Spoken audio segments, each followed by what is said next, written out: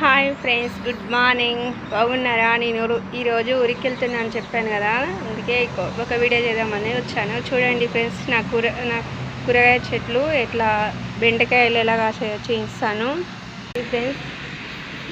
అప్పుడు వేసినాను కదా, వర్షం వస్తుంది అంటే వర్షం పడుతుంది. ఫుల్గా కాకరకాయలు చూడండి, ఇలా బెండకాయలు, చాలా బెండకాయలు, బంతి చెట్లు, గోంగూర కావాలా ఫ్రెండ్స్? మీకు కావాలంటే మా ఇంటి దగ్గరికి రండి, మీకు చాలా గోంగూర పెడతాను, తెంపి పెడతాను అంటే. సో చీతజడ చెట్లు తెలుసు కదా, బెండకాయలు చూడండి ఎలా కాసాయో.